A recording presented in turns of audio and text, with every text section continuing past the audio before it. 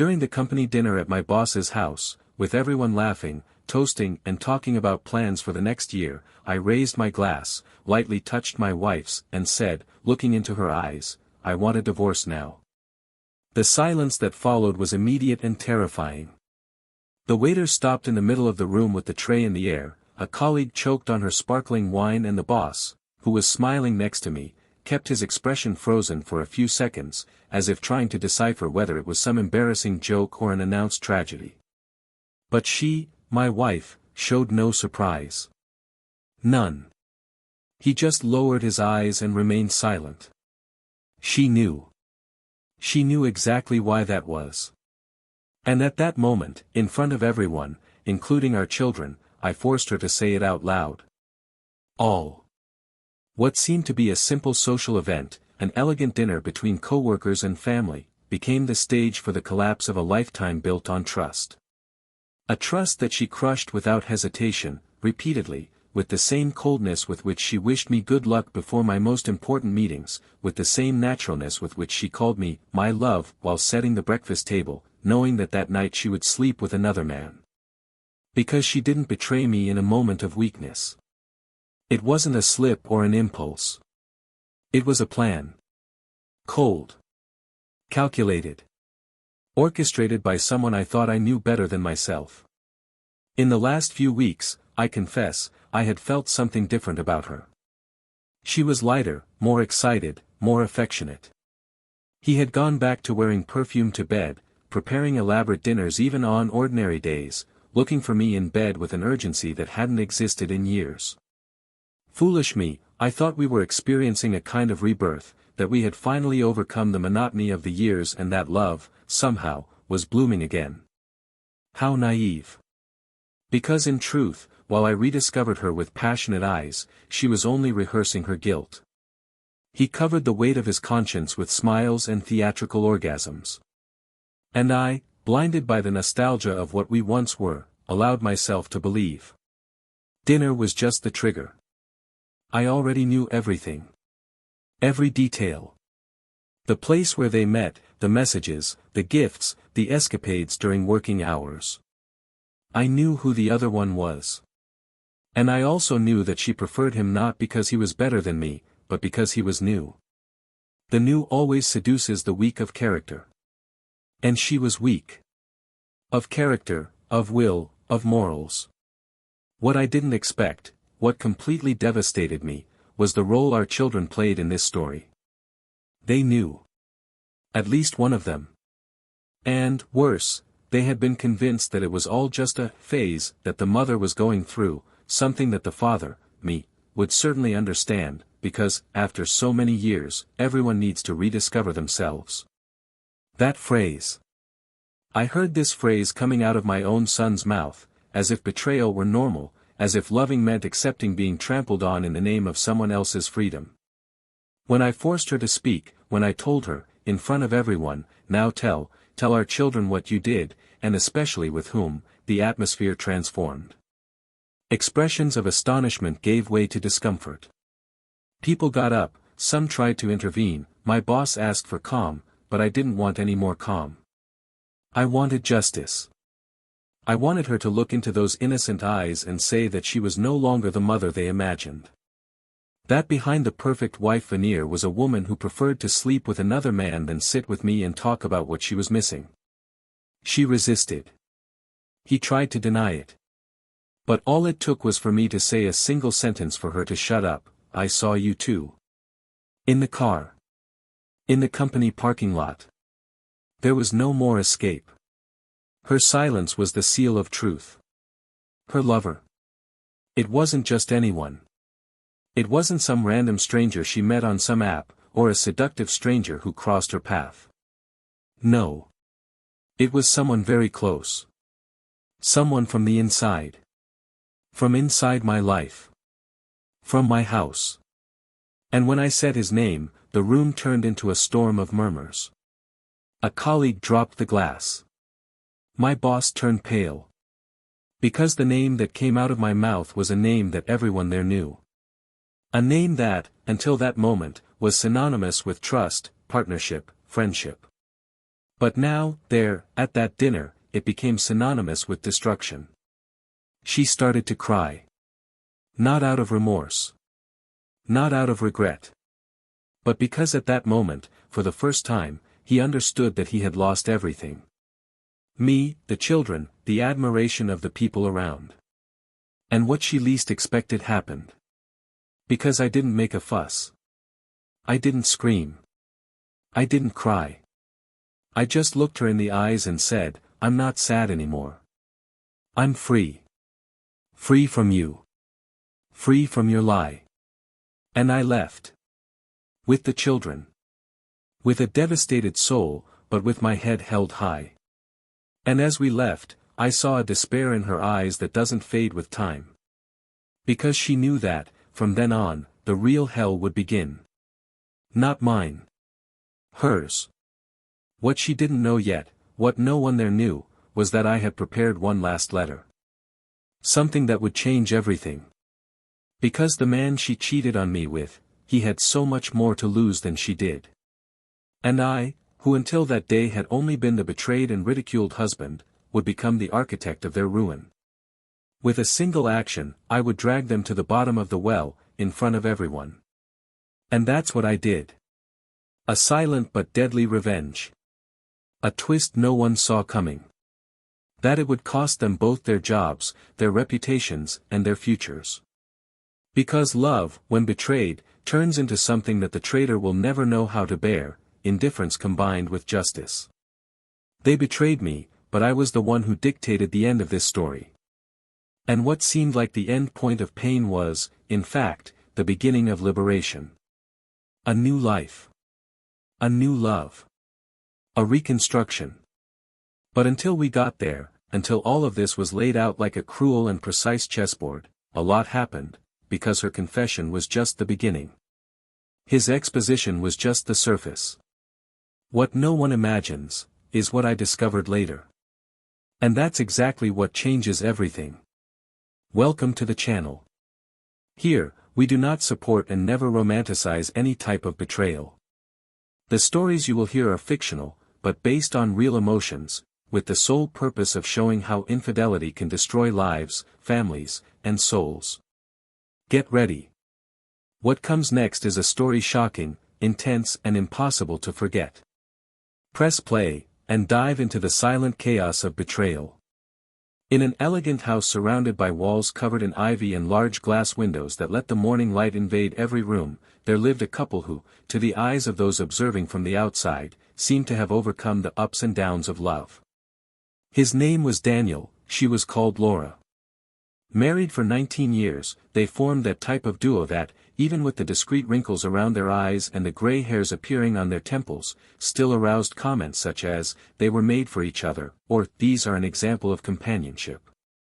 And maybe, in a way, they were. At least that was what they seemed to want to maintain in front of the world, their friends, their children, the company, and themselves. They lived in one of the most valued areas of the city, where the tree-lined streets were home to families who had built their financial security through solid careers and well-thought-out investments. Daniel was one of those methodical men, careful with every step of his life, someone who rarely allowed himself distractions. He grew up believing that stability was a non-negotiable virtue and lived his adult life with this conviction embedded in his bones. From a young age, he showed an aptitude for dealing with people, which naturally led him to the corporate world. Working at a multinational in the logistics sector, he rose step by step until he became regional manager. Respected by his peers, admired by his subordinates, Daniel was the type of professional who not only did what was expected, but went further, embracing the company's culture as part of himself. For this reason, it was no surprise that the team's annual get-together dinner took place right at their home. He was seen as a reliable, balanced host, someone who knew how to combine the professional and the personal with grace and responsibility. Laura, on the other hand, had always been more sunny. More spontaneous. He had a light charm, the kind that doesn't impose, but makes itself noticed. Graduated in interior design, she abandoned the profession to dedicate herself to raising her children, but never left aside her artistic sensitivity. His carefully decorated home was a vivid example of this.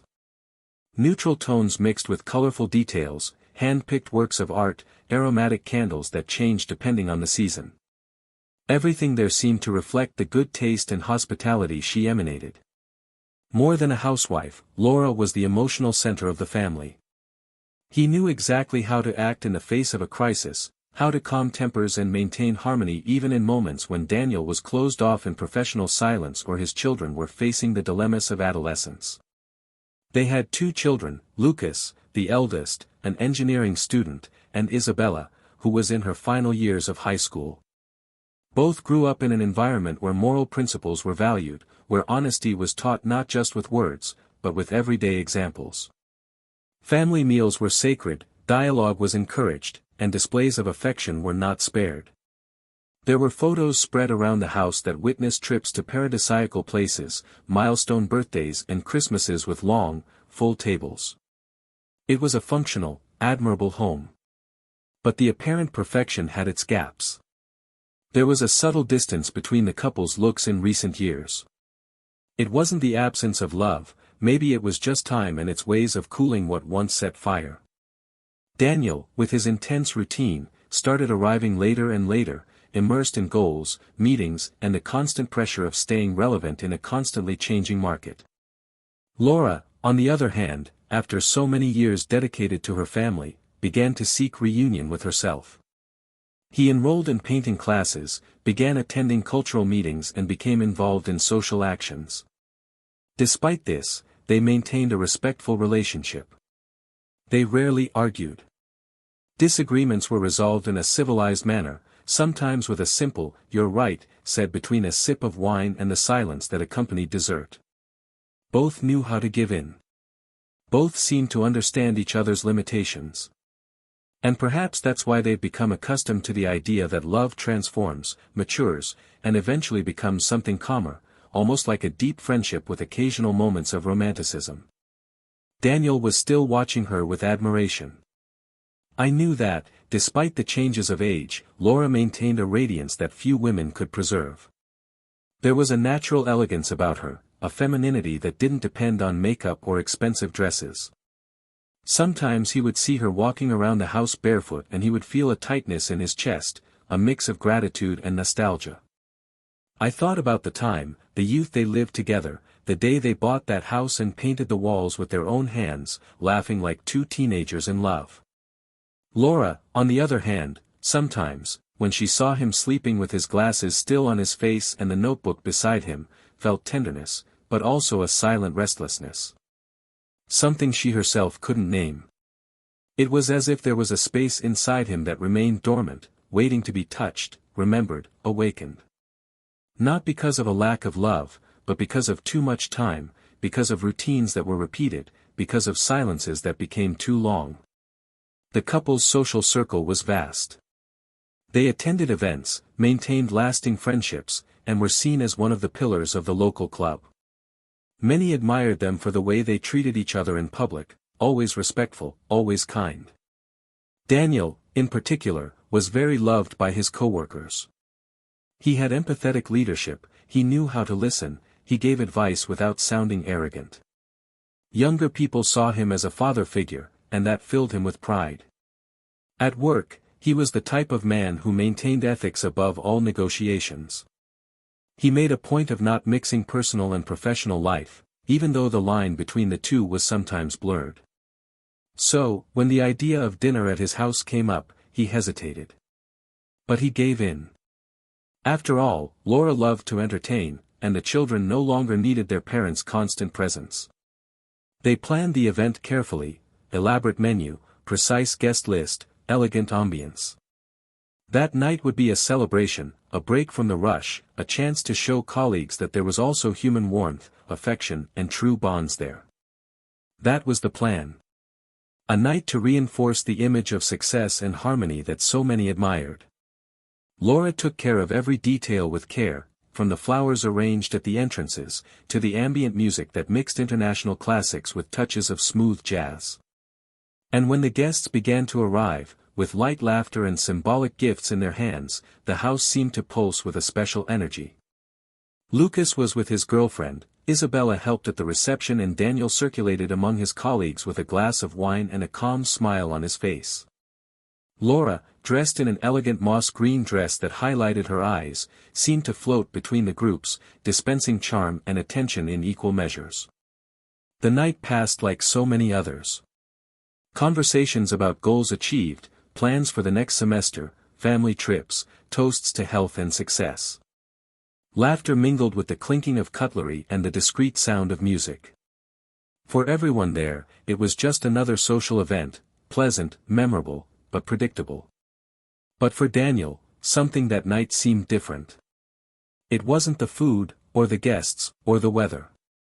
It was a subtle discomfort, as if there was something about to escape his perception, something hidden in the small gestures, the quick glances, the muffled conversations that occurred when he left his side. He didn't mention it to anyone. He kept it for himself. And he continued smiling. While the children walked around naturally, dividing themselves between helping their parents and having fun with their classmates, Laura maintained her impeccable posture. He knew exactly how to behave, how to intertwine charm with discretion. And that was what made her so magnetic in the eyes of others. There was a confidence about her that inspired.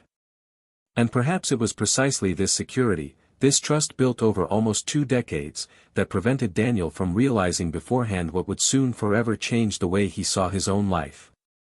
That night, everything seemed perfect. The wine was good.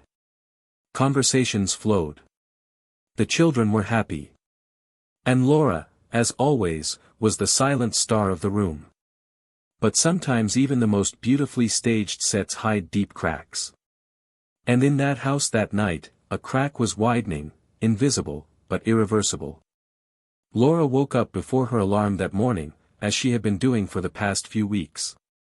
The body was still warmed by the sheets, the eyes were fixed on the ceiling, and a dense silence hovered over the room he shared with Daniel so many years ago. He was still sleeping, exhausted from the busy week of meetings and deliveries. The light from the window cast soft lines across his face, and for a brief moment, she felt something tighten in her chest. It was strange how things could look perfect on paper and yet there was something missing that she herself couldn't explain.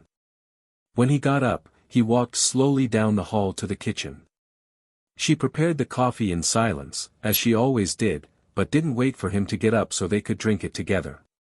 She left for painting class earlier than usual, carrying with her an uneasiness that grew every day, as if something inside her was moving, asking for space to exist in another way. Meanwhile, Daniel woke up with his mind still immersed in worries about work. Things at the company were changing quickly, and the responsibility of leading a team through a delicate merger weighed heavily on her shoulders. He didn't realize how far he was distancing himself from home, from his family, from his own essence. I lived to guarantee security, believing that love could survive absence if it was supported by concrete actions, by silent promises of the future. Still, something that morning made him pause for a moment. When he noticed that Laura wasn't there, he felt a small emptiness spread in his chest, like a cold breeze crossing a previously closed room. It wasn't like her to leave so early. But he pushed the thought away like someone pushing away a passing cloud, got dressed in a hurry and left for another day full of demands and deadlines. The routine continued with its calculated precision. Separate lunches, quick messages during the day, quick kisses before bed. And although everything was still in place, something was silently changing. Laura smiled less at home, Daniel listened less, and the children seemed to understand more of what they were saying. Lucas was more introspective, Isabella seemed restless, as if she wanted to say something that was stuck in her throat. There was an invisible tension in that house, disguised by routine, disguised by the functionality of the perfect home. That Saturday, Laura said she would have a benefit event with the group of artists participating in the exhibition next week. She said she might be back late, that they didn't need to wait for her for dinner. Daniel nodded, as always. He believed in his wife's autonomy, and she, in turn, always valued the space they had with each other. But that night, something changed. He was sitting on the living room couch, flipping through channels without paying attention to any of them, when his phone vibrated with a notification from the condominium security camera. It was something ordinary, a movement at the main entrance, a car passing by, but for some reason, he decided to open it. And there, in that brief second that the image was displayed, his eyes froze. Laura was getting into someone's car. Not a taxi, not a friend. It was a dark sedan, with tinted windows, but the silhouette of the man behind the wheel was visible. And her gesture when entering the vehicle was not that of a simple ride. There was a touch on the shoulder, an intimate smile, a quick hand gesture between the seats. Something personal. Something Daniel had never seen her do with anyone other than him. He closed the video, stood still for a few minutes, and then, as if something lit up inside him, he felt his stomach tighten. It wasn't jealousy. It was intuition. It was the feeling we always ignored until it was impossible to keep pretending. He picked up his cell phone again, opened the GPS that had been installed on the family's cell phones as a security measure and saw that the indicated destination was a hotel far from the center. A discreet place, frequented by couples who didn't want to be seen. For 20 minutes he stood still, staring at that point on the map. His entire world had slowed down around him. The walls of the room seemed distant. The noise of the TV, muffled. And the name of the hotel, illuminated on the screen, was like a dull punch in his chest. The next day, Laura came home smiling. A subtle, light, almost youthful smile. He hugged his children, praised the dinner prepared by Isabella, and then went up to his room as if nothing had happened. Daniel watched her from afar. I didn't say anything. But that night, when she slept, he sat in bed for hours, silent, just listening to her breathing. I couldn't believe it. I didn't want to believe it. But there was a voice inside him that kept repeating, she didn't come back from the exhibition, she came back from another man's room. In the following days, Daniel tried to return to normality, but he was in shambles inside. He began to notice small details that had previously escaped him, the way Laura smiled at her cell phone, the way she avoided saying exactly where she was, the way she took longer than usual to respond to messages. He wasn't paranoid, but the signs were now evident. One afternoon, while Laura was taking a shower, he discreetly accessed her notebook. Laura had always been careful, but she forgot to log out of her email. And there, among trivial messages, was one with the title, Our Next Time. The sender was unfamiliar. He opened the contents and his body froze. They were few words, but enough to bring down any man's world. Intimate words, memories of meetings, plans for new moments. Nothing explicit, but very clear. Betrayal was no longer a possibility. It was a fact. And now it had a name, dates, times. Daniel closed the notebook carefully, as if the weight of it all demanded kindness. He spent the following days in a suspended state. I went to work, smiled at my colleagues, solved problems, but inside I was in ruins. And at the same time, a part of him began to move with a cruel lucidity. He knew he needed to wait for the right moment. I knew that story wouldn't end with a simple confrontation or an apology. It was necessary to go further. And it was then that he began to observe not only Laura, but also the people around him. The behavior of some colleagues, the looks during social encounters, the small hesitations in simple answers. Little by little, pieces of an invisible puzzle began to fall into place. Daniel began to create a web of relationships that, until then, didn't seem connected to him.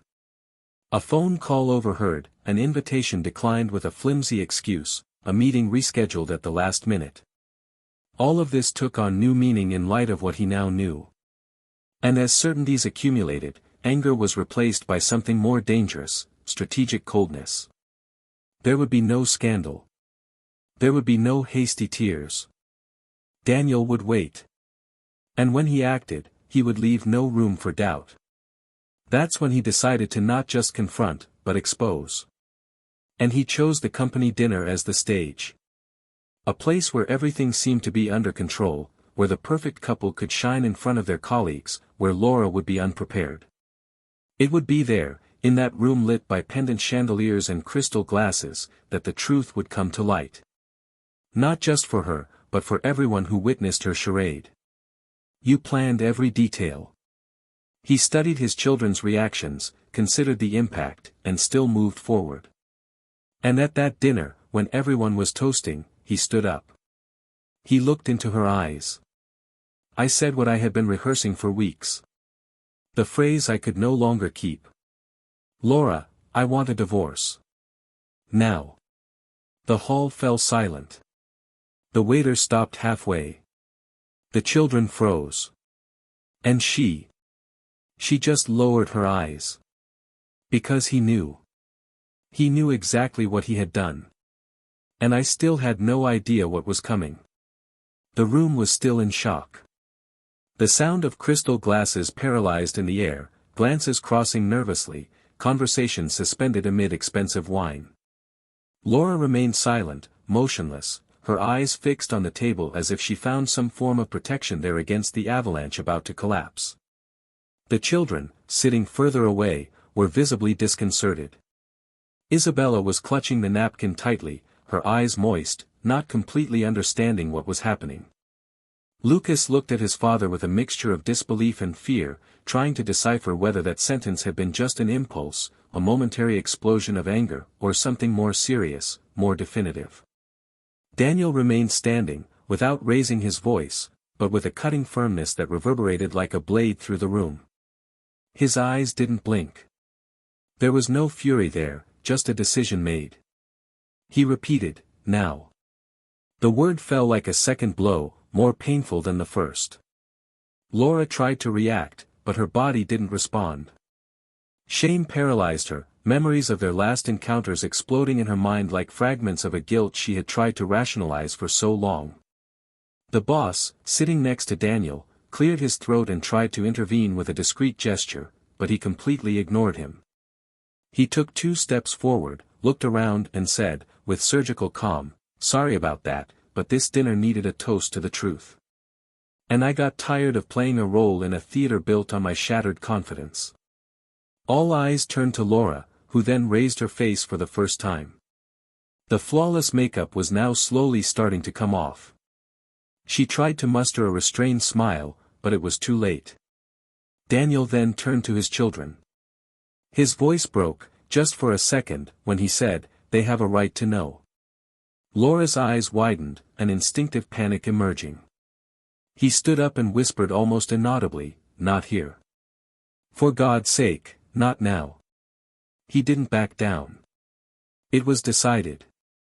She had betrayed his trust, his love, his family, and now she would pay the price in front of everyone.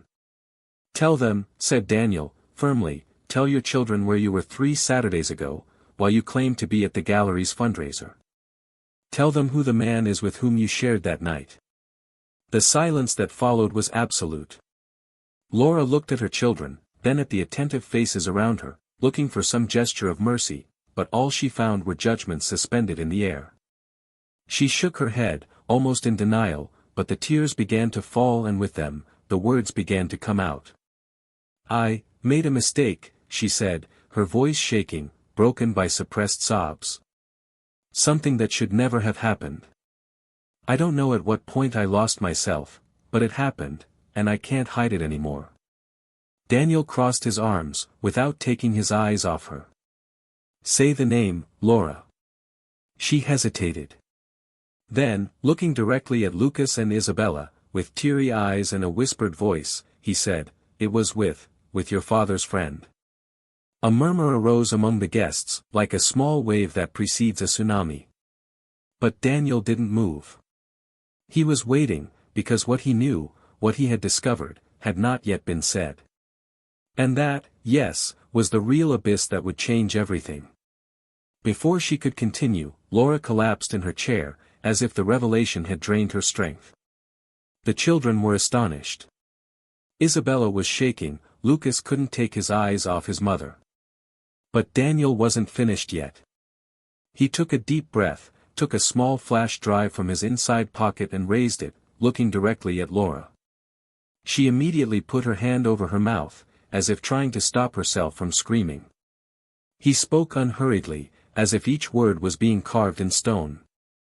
For weeks, I investigated. I wanted to know who the man was. And, more importantly, what linked him to you. I discovered that you met frequently, at specific times, in discrete locations. But that was still not enough. I wanted proof. And I got it. Videos, audios, messages. But that wasn't what interested me most. Laura, now with her face in her hands, whispered softly, "Please, Daniel, stop it. Please." But he ignored her. He looked at his children again and said, "You need to know who this man is. Because he is not just a colleague. He is someone who crossed all boundaries. Someone who not only betrayed my trust, but also your trust." Daniel walked to the television in the living room and, with the help of one of the company's colleagues, connected the flash drive. The image that appeared on the screen was of an underground parking lot, the license plate of a familiar car. The video cut to a hotel room. Nothing explicit, but enough for anyone to understand what was happening. The image froze in a frame where the man's face was visible. A face that everyone there knew. Shock ran through the room like lightning. Some covered their mouths, others shook their heads in disbelief. Laura burst into tears, almost falling out of her chair. Lucas took a step back, as if he had been punched. Isabella screamed, "No, it can't be him," but it was. He was Daniel's boss. The host of the evening. The man who had shaken her hand when she arrived, who had praised her dinner, who had sat next to her at the table as if nothing had happened. The room became a chaos of murmurs, muffled screams, shocked looks. The boss, now visibly pale, tried to get up, but Daniel stopped him with a gesture. "Don't say a word. I just want everyone here to know that my wife cheated on me with the man who for years presented me as his best employee. Who pretended to support me, promote me, reach out to me while stabbing me in the back. And all of this happened with her silent consent." Laura stood up, staggering, tried to get closer to Daniel, but he backed away. "You no longer have a place by my side. Not here, not anywhere in my life." The children cried, torn between pain and perplexity. The boss, now exposed, withdrew in absolute silence, followed by looks that made it clear that his reputation would never be intact again. But Daniel didn't move. It wasn't finished yet. There was something more. Something he had kept saved for that moment. Something that would change everything again. And that was the last piece of the puzzle that he would now place on the table. Laura stood motionless in front of the devastated room, like an actress who has forgotten her line in the middle of the final act of a tragic play. The silence that had been established was not the same as before. The first shock had already been replaced by something crueler, more dense, judgment. Not the discreet, veiled judgment that people hide out of politeness. It was direct, heavy judgment, with wide eyes, with unrestrained whispers, with heads shaking in disbelief. Dinner was interrupted, some guests left in embarrassed silence, others seemed mesmerized by the catastrophic atmosphere that had settled in the house where, ironically, the end of a year of victories was being celebrated. Laura couldn't move, her body felt like it was made of lead. Her children had gone upstairs shortly before, unable to deal with it in front of so many people, carrying with them a weight that she knew she could never erase with apologies or hugs. Daniel, on the other hand, walked around the house in complete silence. There was no shouting, no more need to talk. Everything had been shown, revealed, exposed. His steps were as heavy as the air, and every corner of the house now seemed like a contaminated scene. I could no longer see the living room where they sat to watch films, nor the balcony where they drank coffee on Sundays. Everything seemed part of a farce that he built himself, piece by piece, believing he was building a solid family, when, in fact, he was just a blind participant in a plot that others were rewriting behind his back. That morning, the house remained lit. Laura fell asleep sitting on the floor of the guest room, not out of choice, but out of exhaustion. He cried until the skin on his face burned, until his body could no longer bear the weight of guilt and he succumbed to restless sleep. Daniel didn't sleep. He spent hours in the office, with the lights off, just listening to the sounds of the night pass through the silent structure of the house. He was thinking not of what he had lost, but of what was yet to come. Because even after all that, the secret he had discovered in the last few days, the one that went beyond the physical betrayal, beyond the hidden affair, beyond the social scandal, had still not been revealed. And this secret was bigger. Much bigger. It was the wound that would bleed forever. The next morning, before Laura woke up, he packed his bags. Not in secret. He made sure she heard the zipper closing, the closet creaking, the muffled sound of clothes being folded. When she appeared at the bedroom door with her eyes swollen and her shoulders hunched, he didn't even look at her. It just continued. And when he finished, he looked at her for a second that seemed like an eternity and said, without hesitation, "I'm not leaving because of betrayal. I'm leaving because I don't want to live among liars anymore. You crossed a line, but he..." And then he paused, took a deep breath, and added, "He dug his own hell. And he's going to pay for it." She tried to get closer, but he moved away. He said he needed some time, that there was no point in trying to explain anything further. "You lost your right to speak when you started hiding the truth inside our house." With her suitcase in her hand, she slowly went down the stairs. The children were already awake. Lucas was waiting for him at the door with a closed face, and Isabella watched him from the stairs, as if she couldn't believe that this was, in fact, the outcome. Daniel looked at both of them and just said, "I'll be back soon. But for now, I need to breathe." And left. During the days that followed, Laura remained at home, isolated. I didn't have the courage to leave. Most of his friends disappeared. The messages that arrived were few and full of generic phrases, disguised as concern, but loaded with judgment. Her mother called, asking if everything was okay, but she lied. He said it was just a crisis, that it would soon pass. He couldn't count. Not even for her. The shame was greater than any need to vent. Daniel, in turn, did not seek refuge in solitude. On the contrary. It remained active. He sought out his lawyers, restructured his routine, reworked his priorities.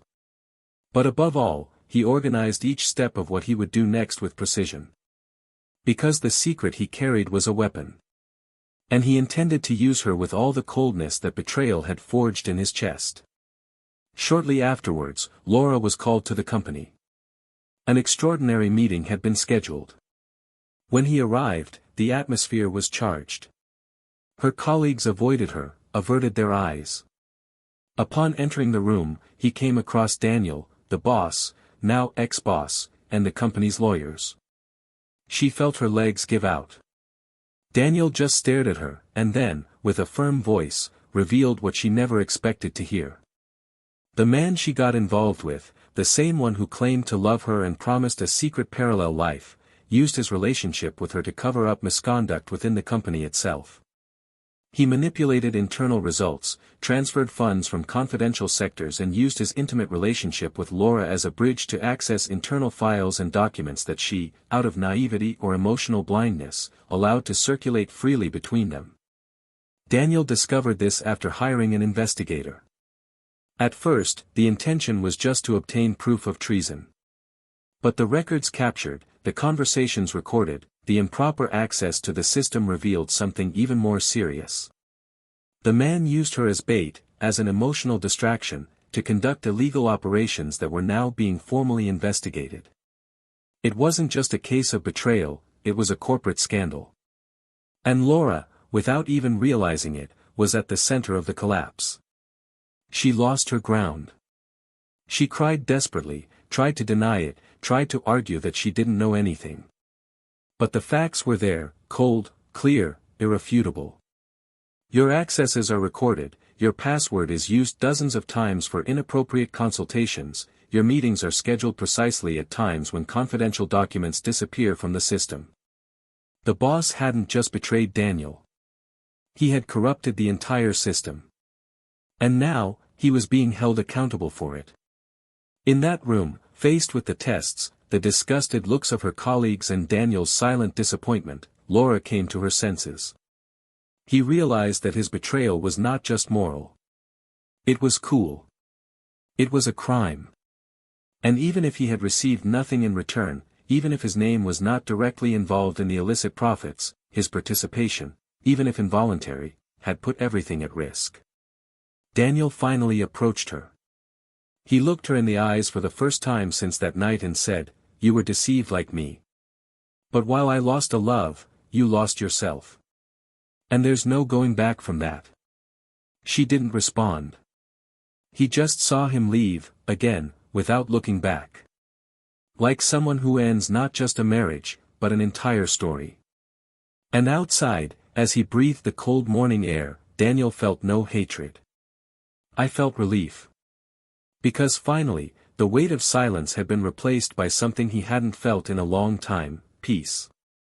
Laura left the company room without saying a word, her unsteady footsteps echoing in the hallway as if the sound was louder than it should have been, betraying the fragility that she could barely hide anymore. The late afternoon sunlight burned her eyes, but the chill spreading inside prevented her from feeling any heat. The world now seemed harsh to him, every face a possible accuser, every step a threat. She got into the car without knowing where to go, her hands shook on the steering wheel and her throat burned with the weight of everything that had fallen on her. Not only had he betrayed the man with whom he had built a life, but he had unwittingly become an accomplice to a crime he did not fully understand. And the shame she felt wasn't because of the exposure, it was because she finally understood that she had let herself be seduced not by love, but by an illusion that destroyed her completely. Daniel had returned home that same morning just to look for documents and belongings that were still in the office. I didn't say anything when I arrived. Laura heard the door opening and, instinctively, she hid in the room, as if she could no longer bear his gaze on her. But he didn't look for her, he didn't go up the stairs, he didn't make any noise. He did what he needed to do and left, leaving behind a discreet scent of goodbye that permeated the air like a bitter reminder of what they once were. And for the first time, she felt the full weight of what she had lost. Not just the marriage, the children, the house. But dignity. The trust. The right to ask for forgiveness without looking pathetic. I was alone, with my soul raw and the certainty that reconstruction would be slow, painful and perhaps impossible. Meanwhile, Daniel sought refuge where he never imagined he would find peace. He started going to his older sister's house, who welcomed him without many questions, offering the kind of comfortable silence that only blood ties can provide. The close interaction with his nephews and the nightly conversations with his sister opened up internal spaces that he didn't know still existed.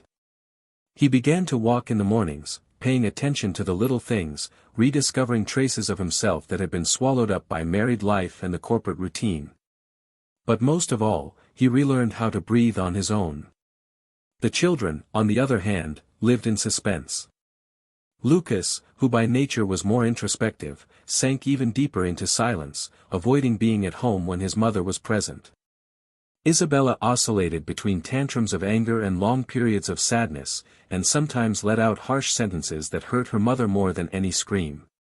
Laura tried to maintain some structure, but she was no longer able to run the house like before. The simplest tasks became burdens, the routine, a constant effort not to collapse. She began to see her children's faces change, and what she saw in them was more than pain. It was disappointment. It was the kind of distance that no hug could shorten. At the company, the climate had also changed.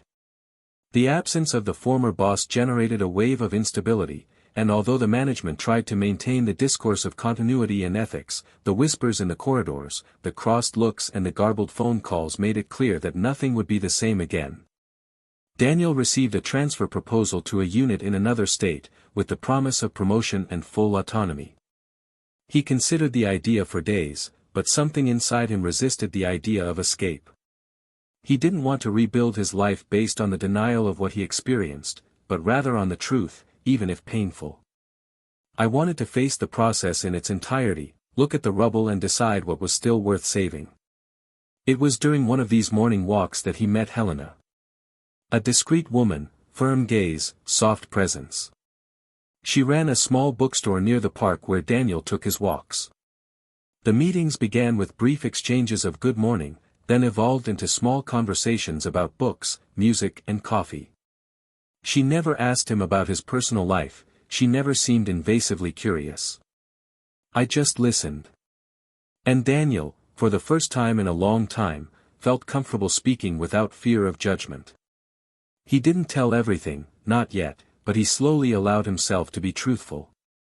Helena had gone through a difficult separation years before, and perhaps that's why her empathy didn't sound forced.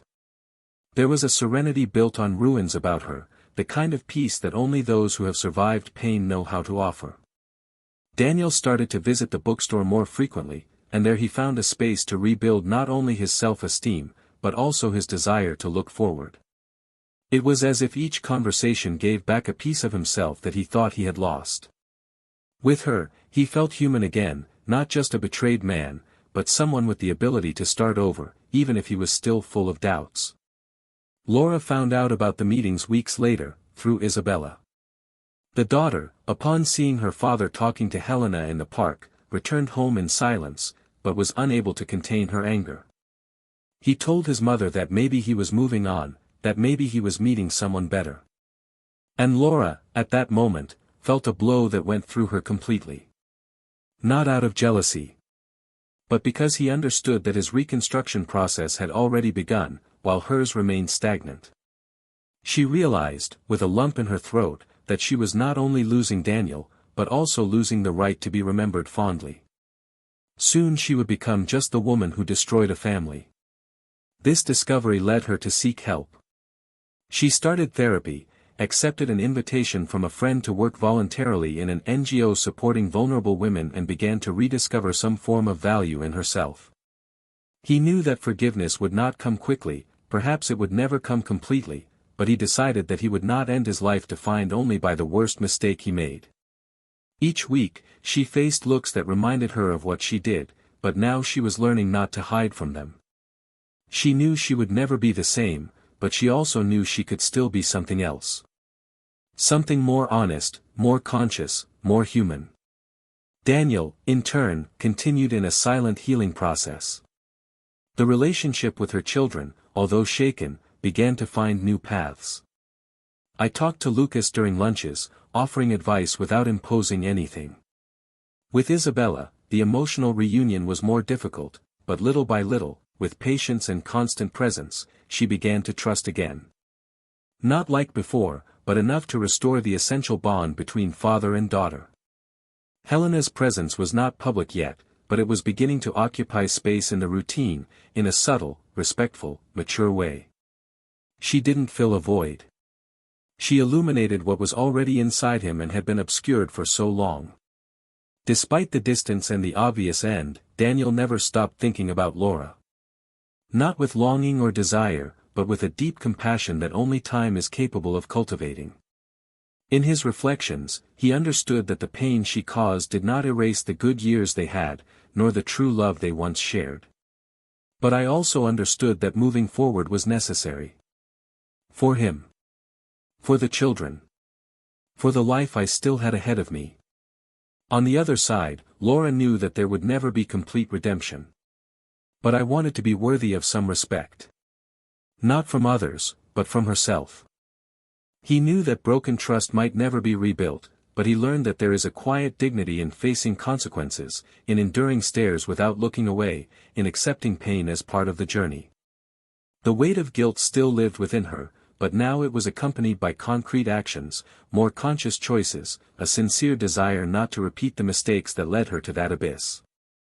And so, slowly, the days took on other colors. Not the vibrant colors of before, nor the dark tones of recent chaos. But a new palette, made of realistic tones, sometimes opaque, sometimes surprisingly lively. The story had not ended, but now it took another course. And in the distance, on the uncertain horizon that the future offered, one last decision was waiting to be made. Something that would forever change the course of everything that came after. Something that, when it arrived, would make it clear that even the greatest pains can be overcome, as long as you are willing to face the truth until the end. Time passed with the cruel slowness of someone who demands that each wound be felt until the end. Nothing in the lives of anyone involved returned to the previous point, because when the structure that supports a story breaks, it is not possible to just glue the pieces together. It is often necessary to accept that what was destroyed will never be the same again. Daniel pursued his journey with mature sobriety. He refused the transfer proposal and chose to remain, not as an act of resistance, but as a silent affirmation that he would not run away from memories, looks and truths. Instead of erasing the past, he decided to become a better person from it. Helena became a real part of her routine. Not abruptly or as a replacement, but with the lightness of someone who respects the other's space. She understood what it meant to rebuild on ruins, not in a hurry, but with presence. The meetings began to become more constant, the coffees gained longer conversations, and the silences between them stopped being empty and became comfortable. Daniel wasn't looking to fall in love again, but he fell in love anyway. Not for a face or a body, but for a new way of living, for a new version of himself that emerged stronger, more sensitive, more aware. Alongside Helena, he relearned to trust, not just in another person, but in life. With her, he started making plans again, smiling without fear, sleeping peacefully. And it was this serenity that led him, months later, to officially sign the divorce papers. Not as an act of revenge, but as a definitive liberation. And when he handed them to Laura, he didn't say any harsh words. He just wished that she would somehow find a way to move forward with dignity. Laura, in turn, faced the daily weight of each consequence. She lost friends, lost status, lost the security of being seen as an example. But, strangely, it was in this loss that he began to reinvent himself. He discovered, in voluntary work, a way to give meaning to pain. She became one of the strongest voices in the NGO where she worked, guiding women to see their own limits and recognize the value of their choices. Therapy, previously seen as an emergency resource, has become an essential part of their existence. For the first time in years, she started looking at you not as a mother, wife or professional, but as a woman. A woman who made a mistake, who let herself be seduced by a lie, who compromised everything for crumbs of affection, but who decided not to die there. She took the blame, faced ridicule, saw up close the contempt of those who had previously praised her, but she did not back down. He began to live simply, relearning to enjoy his own company, facing silence without anesthesia. I knew that Daniel wouldn't come back, I knew that the children would take a while to open up again, but I didn't expect that anymore. I just hoped to be, one day, a woman capable of looking in the mirror and respecting herself again. Lucas, after months of silence, decided to leave home to study in another city. Not out of rejection, but out of the need to breathe away from the pain that still hovered around every corner. The departure was not accompanied by speeches or emotional farewells, just a firm hug from his father, a kiss on his mother's cheek and a promise that he would return for the end-of-year festivities. Isabella stayed longer. You still needed to find your axis. He continued studying, trying to understand the complexity of the adults around him and learning, the hard way possible, that the people we love are not always who we imagined. Over time, he resumed a discreet relationship with his father, began to accept Helena's invitations for coffee, and began to smile when he noticed that he was smiling too. With the mother, the process was slower. The pain was different. It wasn't about the mistake, but about the breach of trust. But, little by little, Isabella understood that forgiving was not forgetting, it was freeing herself. And one autumn afternoon, they sat facing each other on the living room sofa and, in silence, just held each other's hands for long minutes. It was a start. The former boss, the man who crossed all limits, faced consequences that justice does not usually forgive. The investigation progressed, the company formalized the process, and its reputation was publicly torn apart. He lost his position, his contracts, his respect and, finally, his family. The wife filed for divorce as soon as the truth came out. The children, embarrassed, moved to another city. He became a symbol of everything that corrupts values, a man who traded integrity for power, desire for manipulation, and paid for each act with the cruel isolation that befalls the unrepentant. Daniel, years later, returned to that house for the last time. Isabella was already an adult, Lucas returned sporadically on vacation. The house had been sold and now he had come to collect the last documents before the official delivery. He entered without haste, looked around the rooms in silence. He passed through the kitchen, through the hallway, through the backyard where he used to play with his children. I no longer felt pain, but a mild longing, the kind that doesn't hurt, just reminds me that one day something was beautiful. He went up the stairs, opened the door to his old room and found, on the bed, an envelope with his name written on it. He recognized the handwriting. Opened. It was a letter from Laura. Short lines. An apology. Thank you for loving her when she didn't know how to love herself. A wish for him to be happy, truly happy. He read it, folded it, put it in his pocket and smiled for the first time in that house in a long time. That same week, he proposed to Helena. Not in a traditional way. Sitting on the steps of the bookstore, with coffees in our hands and the late afternoon gilding the surrounding buildings, I just said that I wanted to grow old with her. That he had already lived long enough to know how to recognize when something was true. She didn't respond with words, just rested her head on his shoulder and remained there, silent.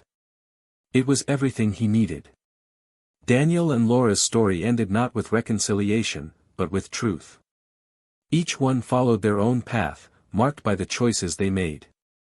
And even though the damage was irreparable, both learned to live with the scars. Because some stories don't need to go back to what they were. They just need to be respected for what they were and surpassed for what they have become. If you've made it this far, comment below, what would you do if you were in Daniel's shoes? And in Laura's shoes, how do you move forward after losing everything? Don't forget to subscribe to the channel for more impactful stories like this. Here, betrayal will never be supported, but will be told with all the intensity it causes in real lives. Until next time.